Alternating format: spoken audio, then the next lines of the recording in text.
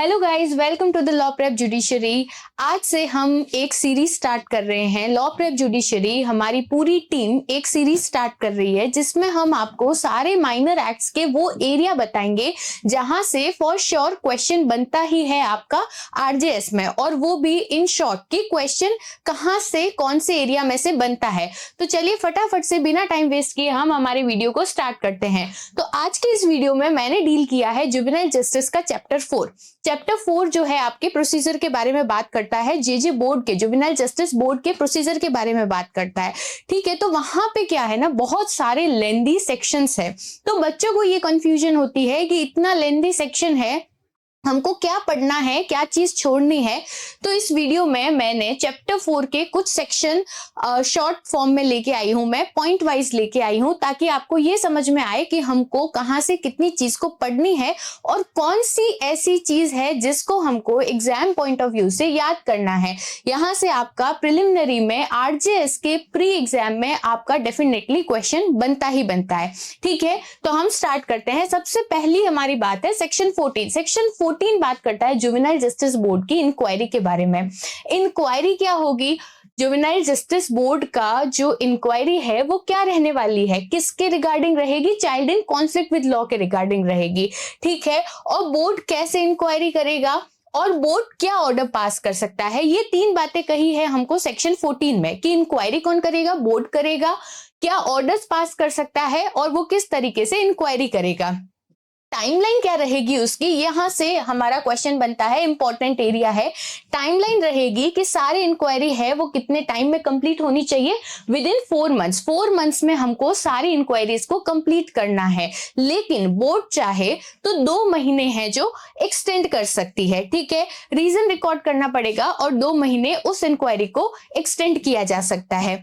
Next हम बात करते हैं, आगे भी एक इंपॉर्टेंट चीज है कि प्रिलिमिनरी असेसमेंट जो हमारा होता है सेक्शन 15 के अंदर, जो प्रिलिमिनरी असेसमेंट होता है उसकी जो टाइमलाइन है वो कितनी है, 3 मंथ्स। ठीक है, तो यहां से अगेन आपका 1 मार्क का क्वेश्चन बनता है कि प्रिलिमिनरी असेसमेंट कितने टाइम में कंप्लीट होना चाहिए, तो उसका आंसर है आपका 3 मंथ्स। उसके बाद में पेटी ऑफेंसेस में, फॉर एग्जाम्पल अगर पेटी ऑफेंसेस है और हमारी जो इंक्वायरी है, बोर्ड की जो इंक्वायरी है 4+2 मतलब 2 महीने एक्सटेंड होने के बाद भी अगर इनकंक्लूसिव रह जाती है, तो उस इंक्वायरी को क्या कर देंगे, हम टर्मिनेट कर देंगे। वो प्रोसीडिंग क्या हो जाएगी, टर्मिनेट हो जाएगी। यानी कि पेटी ऑफेंसेस में 6 मंथ से ज्यादा फर्दर इंक्वायरी नहीं हो सकती। नेक्स्ट है, अगर सीरियस और हीनियस ऑफेंसेस में बोर्ड को लगता है कि हमें जरूरत है 6 महीने से ज्यादा समय की, तो वहां पे एक्सटेंड करने का ऑप्शन है। लेकिन ये ऑप्शन कौन एक्सरसाइज कर सकता है, सिर्फ सीजेएम और सीएमएम,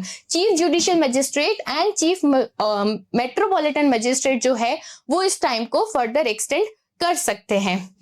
ठीक है, उसके बाद में नेक्स्ट जो इसी सेक्शन में से हमारा क्वेश्चन बनता है कि पेटी ऑफेंसेस की जो इंक्वायरी है, जो ट्रायल है वो कैसे रहेगी, तो वो रहेगी समरी प्रोसीडिंग में। मतलब कि सीआरपीसी में जो समरी ट्रायल दे रखी है उसी के अकॉर्डिंग हमारे पेटी ऑफेंसेस की ट्रायल होगी। नेक्स्ट है, समन केसेस की तरह ट्रायल होंगे हमारे सीरियस ऑफेंसेस। जितने भी सीरियस ऑफेंसेस है हमारे जुवेनाइल जस्टिस एक्ट में, सीरियस ऑफेंसेस डिफाइंड है, वो उसकी इंक्वायरी कैसे होगी, उसकी ट्रायल कैसे होगी, as a summon case. Next है, हीनियस ऑफेंस को हमने क्या कर दिया, 2 कैटेगरी में डिवाइड कर दिया। तो जितने भी बच्चे हैं जो बिलो 16 ईयर है और उन्होंने क्या किया है, हीनियस ऑफेंस कमिट किया है, तो उसका जो प्रोसीजर रहेगा वो तो एज अ समन केसेस ही रहेगा। जैसे समन ट्रायल होती है वैसे ही हीनियस ऑफेंस करने वाले बच्चे जो 16 ईयर से कम है उनकी ट्रायल होगी। लेकिन अगर बच्चा है वो 16 साल से ऊपर है और उसने क्या किया है, हीनियस ऑफेंस कमिट किया है, तो उसके साथ क्या होगा, सेक्शन 15 के अकॉर्डिंग वो डील होगा। यानी उसका एक तरीके से प्रिलिमिनरी असेसमेंट होगा। प्रिलिमिनरी असेसमेंट कौन करेगा, बोर्ड करेगी। बोर्ड क्या देखेगी कि बच्चे की मेंटल और फिजिकल कैपेसिटी उस क्राइम को कमिट करने की कितनी थी। ये है बेसिकली प्रिलिमिनरी असेसमेंट का ऑब्जेक्ट।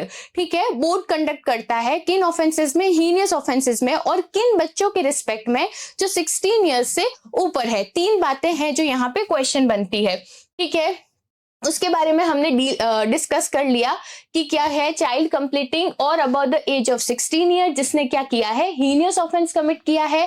उसके बारे में बोर्ड क्या करेगी, एक प्रिलिमिनरी असेसमेंट करवाएगी। किस चीज के लिए करवाएगी, to check his mental and physical capacity. ठीक है, नेक्स्ट है पर्पस की हम बात करें तो वहां पे अंडरस्टैंडिंग ऑफ द एलिज्ड ऑफेंस, की बच्चा जो है वो इतनी अंडरस्टैंडिंग रखता है कि उसकी उस एक्ट के या फिर उस पर्टिकुलर ऑफेंस का कॉन्सिक्वेंस क्या हो सकता है। अगर ये सारी चीजें फुलफिल हो जाती है, ये सारी चीजें प्रिलिमिनरी असेसमेंट में बोर्ड को लगता है कि बच्चा समझ सकता था, उसकी मेंटल और फिजिकल कैपेसिटी इतनी थी कि वो अंडरस्टैंड कर सके उस ऑफेंस के कॉन्सिक्वेंसेस को, तो उस बच्चे को एज एन एडल्ट ट्राई करेंगे और वो कहाँ भेजेंगे, उसको चिल्ड्रन कोर्ट में, सेक्शन 19 में चिल्ड्रन कोर्ट में। लेकिन अगर बोर्ड को लगता है कि नहीं, बच्चे ने एज ए जुवेनाइल ही क्राइम किया है और उसको हमें एज ए जुवेनाइल ही ट्रीट करना है, तो अगेन ये जो पूरी प्रोसीडिंग है वो किसके पास आ जाएगी, बोर्ड के पास आ जाएगी। नेक्स्ट हम बात करते हैं सेक्शन 16 के बारे में कि review of pendency of inquiry कौन करेगा, रिव्यू कौन करेगा इन इंक्वायरी का। अगेन यहां से आपका आरजेएस प्री में एक इंपॉर्टेंट क्वेश्चन बनता है। ठीक है, अच्छे से सुनना। सबसे पहला जो है हमारा चीफ जुडिशियल मजिस्ट्रेट और चीफ मेट्रोपॉलिटन मजिस्ट्रेट रिव्यू करेगा। कितने टाइम में, एवरी 3 मंथ, क्वार्टरली बेसिस पे हमारा सीजेएम और सीएमएम क्या करेगा, रिव्यू करेगा। उसके बाद में दूसरा जो पर्सन है, दूसरी जो अथॉरिटी है रिव्यू करने वाली, वो है एक हाई लेवल कमिटी। ठीक है, हाई लेवल कमिटी है, अगेन रिव्यू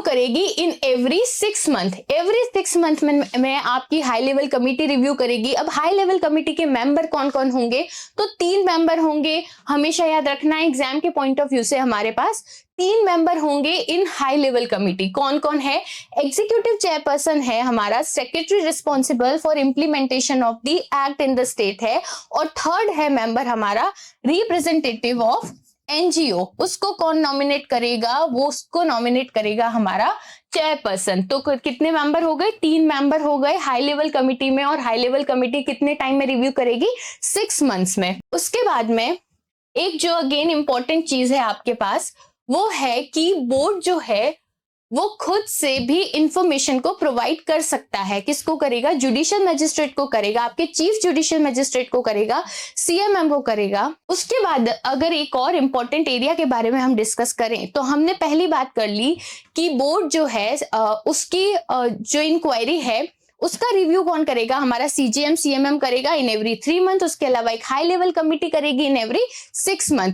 उसके बाद में अगर बोर्ड चाहे तो वो खुद इंफॉर्मेशन को फर्निश करेगा, किसको, सीजीएम या सीएमएम को या फिर डीएम को, क्वार्टरली बेसिस पे। यानी अगेन ये 3 महीने में खुद से सो मोटो क्या करेगा, इंफॉर्मेशन को उनको प्रोवाइड करवाएगा। और उसके अलावा डिस्ट्रिक्ट मजिस्ट्रेट चाहे तो वो रिक्वेस्ट कर सकती है किनसे, स्टेक होल्डर से, including board and committee, regarding what, regarding all the inquiry of the children which is going on board and committee. ठीक है, किस लिए देखेगी, कि वो ये देखेगी, वो ये असरटेन करेगी कि कितने बच्चे आ रहे हैं, फ्रीक्वेंसीज क्या रह रही है, और कितने मैटर्स है उनको डिस्पोज ऑफ किया जा रहा है। तो गाइज ये था आज का हमारा important area of section 14, 15 and 16, जिसमें से आपका क्वेश्चन बनता है आरजेएस प्री में। ठीक है, जुवेनाइल जस्टिस का एक बहुत ही इंपॉर्टेंट एरिया है ये 3 सेक्शन, और वहां से फॉर श्योर आपका 1 या 2 नंबर का क्वेश्चन बनता ही बनता है। इनफैक्ट इन प्री और मेंस दोनों में ये एरिया बहुत इंपॉर्टेंट है। तो आई होप आपको शॉर्ट में इस एरिया को समझने में इस वीडियो के थ्रू बहुत ही मदद मिलेगी। और ऐसे वीडियोस के लिए देखते रहिए लॉ प्रेप जुडिशरी और सब्सक्राइब कीजिए चैनल्स को। Thank you so much.